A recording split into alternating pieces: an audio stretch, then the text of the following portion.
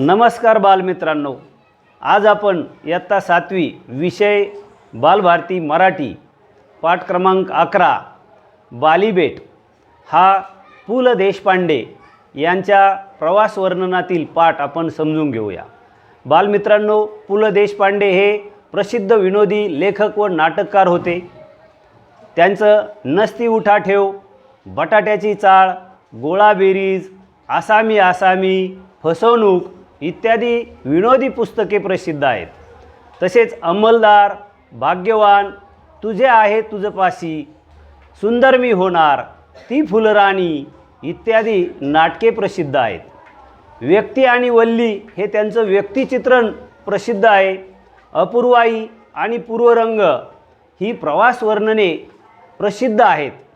प्रस्तुत या बालीबेट या पाठामध्ये पु ल देशपांडे म्हणजेच या लेखकांनी आपल्या प्रवासामधील इंडोनेशियामधील प्रवासाचं वर्णन केलेलं आहे।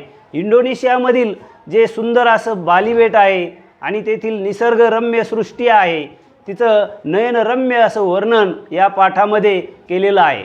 चला तर बालमित्रांनो, आपण आता बालीबेटावर जाऊया। इंडोनेशिया हा समुद्रात रत्नजडित कंठा फेकून द्यावा तसा एक पाचूच्या बेटांचा पुंजका आहे, पण बाली मात्र या कंठ्यामधील कंठमणी आहे। इंडोनेशियातल्या बेटांच्या समूहात बाली बेट एखाद्या ठिपक्यासारखे म्हणजेच आपल्या भारत देशातील गोवा या राज्याएवढे आणि गोव्यासारखेच आहे। आपल्या नृत्य, गायन, शिल्प, चित्र अशा विविध ललित कलांच्या रंगीबेरंगी गोफ विणणारे ह्या बेटात भारतीय संस्कृतीचे केवळ अवशेष आहेत असे म्हणणे हा ह्या बेटाचा अपमान आहे। लक्ष मोती उधळून मातीत चूर होऊन जावे आणि एखादा मोती कुठेतरी दूर पडून तसाच अभंग राहावा, असे हे बालीबेट आहे। जाकार्ताहून रात्री 11च्या सुमारास बालीला जाणाऱ्या विमानातून निघालो आणि मध्यरात्री बालीमधल्या देनपसार गावच्या चिमुकल्या विमानतळावर आमचं विमान उतरलं। बाली हा टुरिस्टांचा स्वर्ग, त्यामुळे इथले टुरिस्ट खाते अतिशय तत्पर आहे। मी कोण आहे कळल्यावर तिथला एक तरुण अधिकारी म्हणाला, तुम्हा उभयतांचे अधिक मनपूर्वक स्वागत। ते रात्रीची वेळ, किर्र जंगलातून आमची मोटार समोरच्या वळणदार रस्ता काटत निघाली होती। भोवती माडाच्या राया, मधूनच झापांची छपरे असलेल्या झोपड्यांचा पुंजका मोटारीच्या दिव्यांच्या प्रकाशात दिसेनासा होई। माझ्या शेजारी बसलेली अमेरिकन म्हातारीने तेवढ्यात हाऊ वंडरफुल म्हणायला सुरुवात केली होती। एखाद्या रहस्यमय कादंबरीच्या पहिल्या पानातून जावे तसे सुमारे तास दीड तास त्या किर्र झाडीतून वाट काढत आमची मोटार सागर बीच हॉटेलच्या टुमदार बंगलीपुढे आली आणि तिथल्या तरुण बाली सुंदरीने आमचे स्वागत केले। रात्रीचा 1:30चा सुमार असेल, पण ती तरुणी आणि स्वागत विभागातले ते चपळ तरुण चेहऱ्यावर जागरणाचा यत्किंचितही ताण न दाखवता स्वागत करत होते। ह्या बेटात घड्याळ नावाची गोष्ट नाही हे लगेच लक्षात आले। त्यांनी आम्हा प्रवाशांच्या नेमलेल्या खोल्या दाखवून दिल्या। 5 मिनिटातच बाली बेटाने माझे घोरणे ऐकायला सुरुवात केली। पहाटे लवकर जाग आली। बाहेरच्या ओटीवर येऊन पाहतो तो दारात समुद्र। त्या अंधुक प्रकाशात कोळ्यांच्या चिमुकल्या होड्या मासेमारीला निघाल्या होत्या। ओटीपुढच्या अंगणात मी फिरायला सुरुवात केली।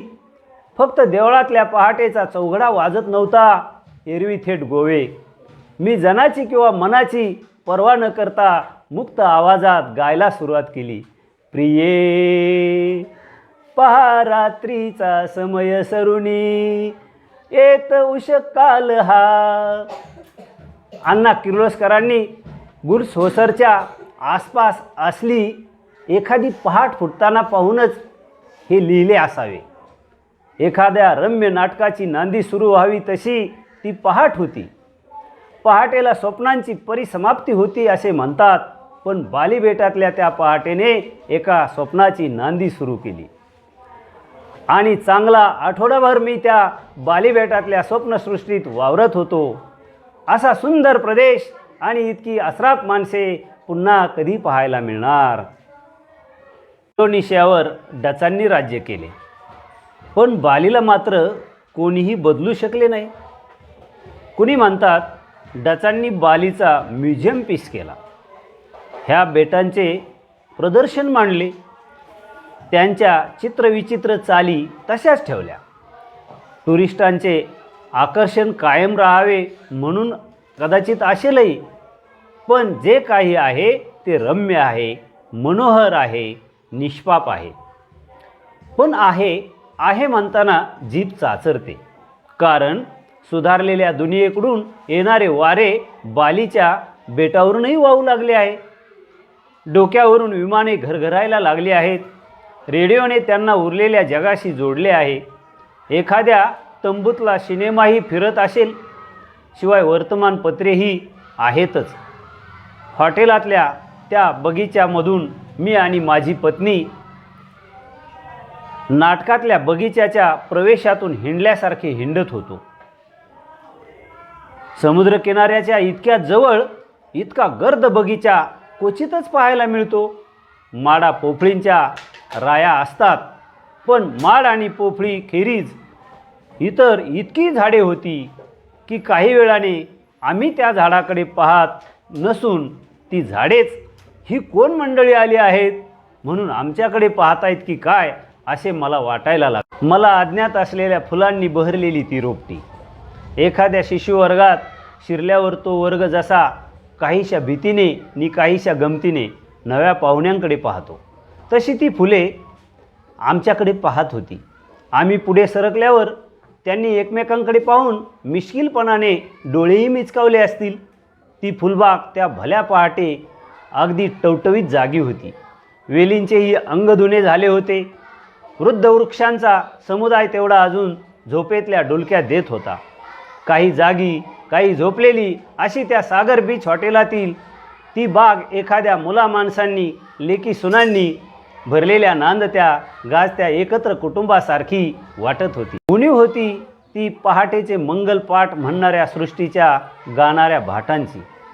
बाली बेटात जर मला कुठे शोधूनही सापडले नसतील तर ते पक्षी. इतक्या सुंदर बेटावर पाखरे का नसावीत? त्या भाटांची उणीव मी माझ्या गाण्यांनी भरून काढीत होतो. कदाचित त्या स्वरांनीच भयभीत होऊन ते पक्षीगण बेट सोडून त्या दिवशी बेपत्ता झाला असल्यास नकळे. शाप संभ्रमातल्या पुंडरिका सारखा मजवरी तरू कुसुम रेणू वरुणी ढाळीती, मजवरी तरू कुसुम रेणू वरुणी ढाळीती म्हणत म्हणत माझ्या सहधर्मचारिणी समवेत मी त्या बागेतून हिंडलो. बाली बेटावरच्या त्या पहाट वाऱ्याने आम्हाला पुरते झपाटले होते. पहाटेचे एकच सुंदर स्वप्न दोघांनाही एकदम पडले होते. धन्यवाद.